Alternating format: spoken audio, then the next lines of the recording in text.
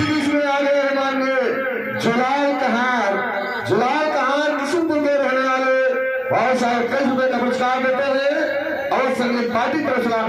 Madam फरमान है धोनी पे ठेला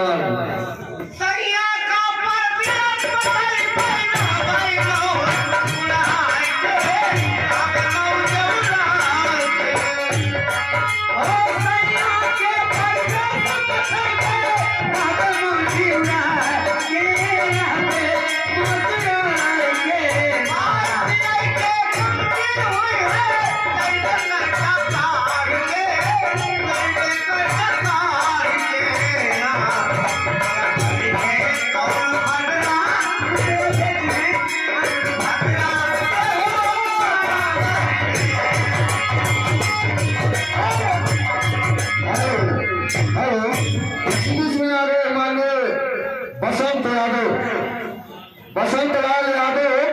गोविंदपुर के रहने वाले हैं 21 रुपए का पुरस्कार है मैडम और उनकी फरमाइश है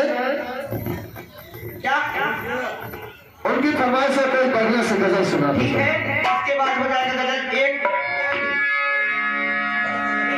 नदिया में उमरल पानी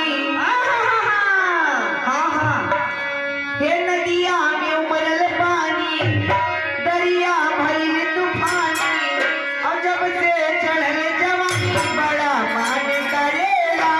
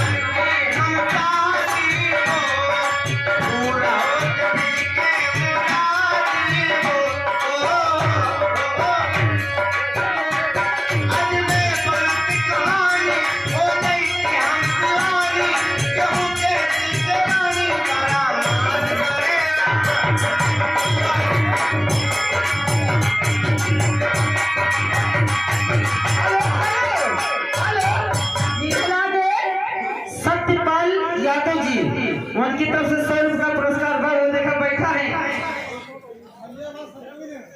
खलीलाबाद संत कबीरनगर की तरफ से 101 रुपये का पुरस्कार फरमाइश का था। इसी बीच में आ रहे माननीय छठराम बिसाती भरोसे के रहने वाले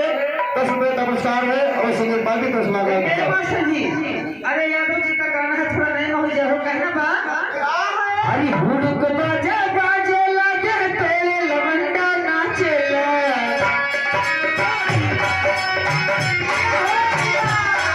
अरे हुड़क बाजे बाजे लागे तेरे लवंडा नाचेला नाच देखे जाए मैंने आई